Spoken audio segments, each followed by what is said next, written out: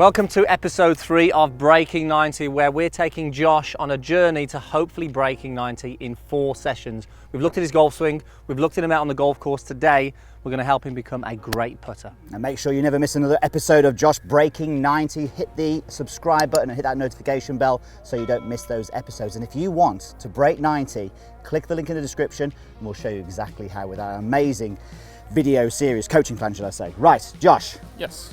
How's it going? We've seen you twice. You played some golf. How's it going? It's going good. It's better than before. Still a lot of putting. Practice needs to happen.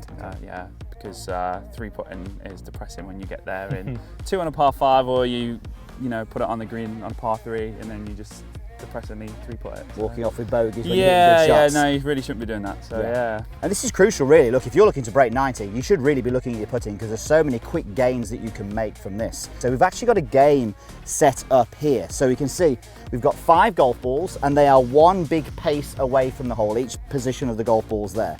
You'll also see we've got an alignment stick behind the hole there. Again, that's a pace behind the hole. Now the objective for Josh is here that he needs to play this game with all 5 golf balls and shoot level par. So he needs to be level par or better in order to complete this game. So if he hits the golf ball in the hole, he gets a birdie, 1 under. If he hits it anywhere between the hole and short of the alignment stick, then it's a par. If he is short of the hole or hits the alignment stick, it's a bogey. Make sense? Yeah. Should we have a go? Yeah, go for it. Yeah. All right, we'll have a go. Andy's going to do some videos on the stroke as well. I love this game. We call this the ladder drill, but it's a great game to just work at your pace and see how you're doing. Big part. It's a big part of Break 90 as well, so it's in the coaching plan. Nice. So he's 1 under. Strong start. 2 under. 2 under. Nothing wrong with his putting. Stop. 10, lucky. No. Back to 1. Back to 1.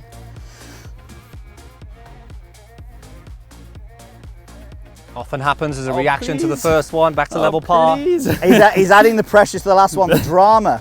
It's always the best one, the last one is. Not enough. Not enough. And I think that probably sums up your putting though, Yeah, doesn't it does. Yeah. I mean, it's interesting there. Great start, and then it kind of like fell apart. Yeah. Okay, so I'm the videos as we thought, Andy? Yep. Okay, perfect. So we'll show you the video in a moment, but basically what is happening, if you can just get around here so you can see this, basically what is happening when you're hitting your putts, your backswing length is pretty much the same whether it's the first one or the last one. So what you are doing then is it's your effort level then which is determining the length of the putt that you hit. So it goes back very similar on the distance on the way back, and then it's the effort level on the way through. And it kind of makes sense that the backswing length for these first 2 was actually pretty good. Okay. And the through swing length was actually pretty good. But then as you went over here, you were then having to rely on your energy and force on the way through. So what we prefer to do is we would prefer to, as we go further from the hole, we prefer to lengthen out the backstroke and almost feel that the back and the through stroke are the same distance back and through. Okay. Then it allows you to have each putt will almost feel the same as far as effort level is concerned, but it'll be the backswing length that actually creates the speed. And notice these 2 were pretty simple. Yeah. We've got a fairly close putt. As we go further and further away, it just started to go off there. Yeah. Because then we're not really allowing the length to control the speed. And if we do that, and look, if you're struggling to break 90, there is a good chance that you are doing this. Most people who come to us for coaching who are in that above 90 bracket, they don't change the length of the backswing and have to then rely on this over acceleration. And it's just hard to judge pace like that. And this is something we just see all the time. So what we would do in this instance here is maybe just hit a few where we go at this last position, which was a struggle for you. Yeah. And we just have a few practice strokes where you feel as though you have a slightly longer backswing. Okay. You're probably going to hit them too hard to start with potentially, but have a few practice swings just aside here and just feel as though the backswing length is a little bit longer. And you're trying to understand how it feels to match up the length of the stroke, but get a nice tempo on it as well. Okay. The tempo depends on the person. It can be fast, it can be slow. It really does depend on the person. And we just want to match up. Yeah, definitely. And I think when you do this as well, you're almost just imagining the ball just gets in the way of the stroke. What Josh would normally do on these longer ones, because he has a short backswing, he then has to hit the golf ball to get the distance. So if we can allow the putter to swing back, that's going to create the momentum and the speed. Then we can just allow it to just smoothly stroke the ball rather than hit the golf ball. So it'll take a bit of time to do this, but this is now just ingraining the feel of this and trying to get used to changing the backswing. Once you've had a couple of sessions on this, it really does start to get a lot better quite quickly. That was nice. And that's a good putt, look. Beautiful. Really nice. Yeah, I'd be happy with that. Well, you'd have won the game if you did it last time.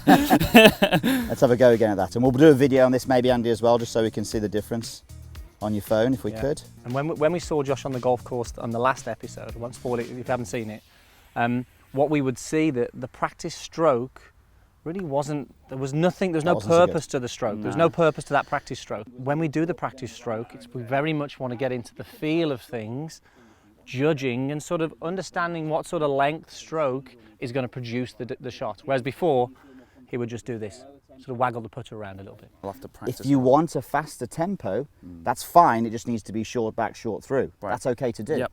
But if you want a smoother, slower tempo, then it needs to be longer on the way back. And we always like to put people into that longer backswing and then just see how they feel. The good thing about this as well, which is what I like, Josh, is that now what are you tuning into? Beautiful. You're tuning into the feel of the shot. Yeah. So when you have a practice stroke now, there's a purpose to it. Yeah. Because you're going, what do I need? What do I need to produce this distance? And when you come to do this game again, you'll be highly tuned into that. So would you say that was a stroke or a hit? That was a hit. Okay. Because I sped up on the way through again. And that's your usual pattern because you swing short, you see. So you've got to create this smooth stroke where the ball gets in the way. So what you're doing there in your practice stroke, just replicate exactly the same. And then we'll get feedback on whether it's good.